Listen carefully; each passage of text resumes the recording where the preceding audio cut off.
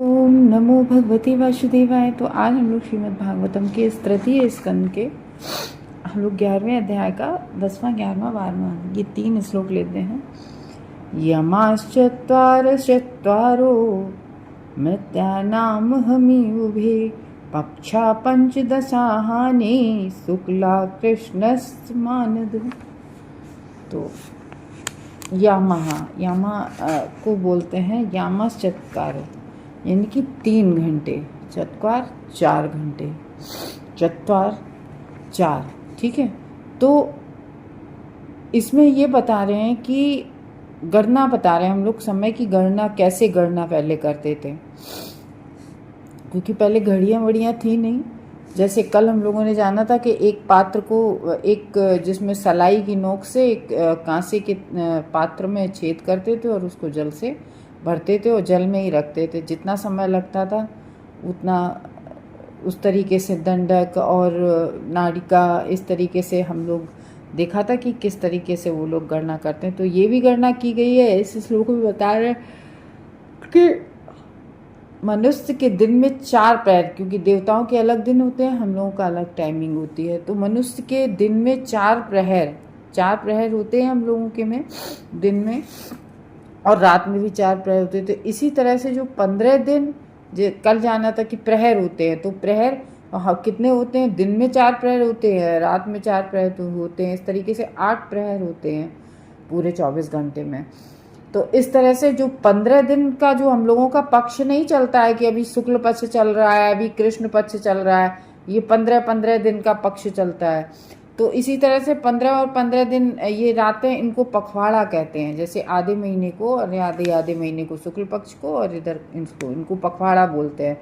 और एक मास में जो 2 पक्ष होते हैं, यानी कि पखवाड़े, 2 पखवाड़े और पक्ष एक ही बात होती है। जो शुक्ल पक्ष और कृष्ण पक्ष, 2 जो पखवाड़े होते हैं, यानी कि शुक्ल पक्ष को हम लोग क्या कहते हैं? उजियाला, क्योंकि तब तक चंद्रमा जो है आकाश में पूरी रात्रि रहता है और उसकी रोशनी रहती है, ठीक है, वो शुक्ल पक्ष कहलाता है। और अंधियारा, यानी कि जब अमावस्या हो जाती है तब अंधियारा कृष्ण पक्ष होता है, ठीक है। अब हम लोगों ने जान लिया कि किस तरीके से प्रहर होते हैं और पक्ष होते हैं, कृष्ण पक्ष शुक्ल पक्ष। और आगे देखते हैं, तयो समुच्चयो मासा पितृणाम तहर्निशम दौताव्रतु षडयनम दक्षिणम चोतरहम दिवी। देखो समय की कैसे अवधि बढ़ रही है। पहले दिन में 4 प्रहर दिन की बात हुई, फिर उसके बाद में आधे महीने की बात हुई शुक्ल पक्ष कृष्ण पक्ष की। अब एक महीने की बात होगी यहाँ पर आगे। काल जैसे जैसे हम लोग श्लोक में आगे बढ़ रहे हैं, काल की वो बढ़ती जा रही है।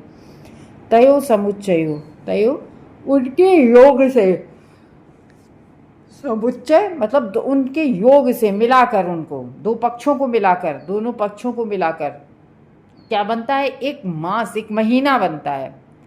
और ये जो अवधि होती है ये पितृलोकों का पूरा 1 दिन तथा 1 रात होती है। अब देखो ये पितृलोक के हिसाब से जोड़ो, तो पितृलोक में जो हम लोगों का 1 महीना होता है, यानी कि एक 15-15 दिन का पक्ष मिला के ये जो हम लोगों का 1 महीना होता है, तो वो पितृलोक में इसका क्या होता है? ये सिर्फ 1 दिन होता है। हमारा 1 महीना और उन लोगों का सिर्फ 1 दिन होता है पितृलोक में।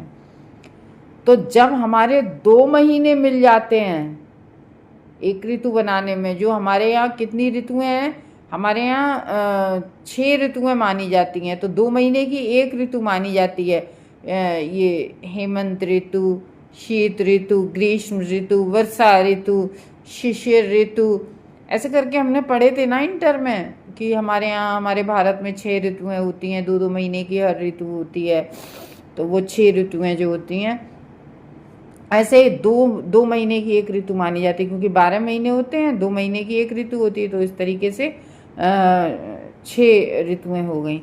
तो ऐसे 2 महीने मिलाकर 1 ऋतु बनते हैं, और 6 मास मिलकर दक्षिण से उत्तर तक सूर्य की पूर्ण गति को मनाते हैं, जिसको हम लोग क्या कहते हैं कि अभी उत्तरायण चल रहे हैं, अभी दक्षिणायन हो रहे हैं, ये बनते हैं, ठीक है। तो आगे देख, तो अब यहाँ बात आ गई महीनों पे। अब बात आ रही है आगे, अयने चाहनी प्राहुर्वत्सरो द्वादश स्मृतः संवत्सर शतम नृणाम परमायुर्निरूपितम। अब यहाँ बात हो रही है दो सौर गतियों से देवताओं का एक दिन और एक रात बनते हैं।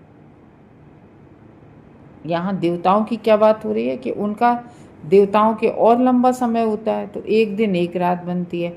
और दिन रात के ये सहयोग मनुष्य के एक पूर्ण पंचांग वर्ष के तुल्य है। जो हम लोगों का एक वर्ष होता है, हम लोग नहीं, एक वर्ष का पूरा पंचांग आता है, तो मनुष्य की आयु 100 वर्ष होती है। हाँ बिल्कुल सही, कलयुग में अभी मनुष्य की आयु पूरे 100 वर्ष की होती है। 100 वर्ष की आयु तब नहीं होती है, तब नहीं हो पाती, हम लोग कहते हैं कि अब कहाँ हो पाती है, क्योंकि उसमें कई फैक्टर जुड़ गए हैं, इसलिए हम लोग पूरी 100 वर्ष की आयु नहीं कर पाते हैं।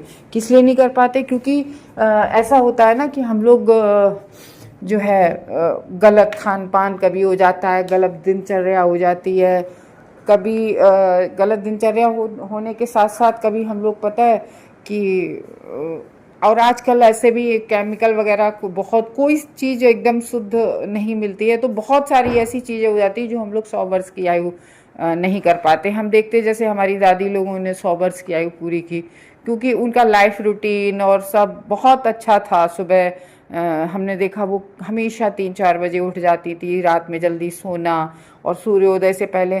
तो ये हम लोगों की अब लाइफ स्टाइल भी चेंज हो गई है और हम लोगों का खान पान भी अब दूषित हो गया है, तो इसलिए हम लोग 100 वर्ष की आयु। लेकिन हाँ, शास्त्रों में जो लिखी है कलयुग में 100 वर्ष की आयु, जैसे सतयुग में 1000 वर्ष का व्यक्ति हुआ करता था, ऐसी कलयुग में 100 वर्ष की तो पूरी आयु है ही है, इसलिए हम लोग प्राप्त नहीं कर पाते 100 वर्ष। हरे कृष्णा भक्तों।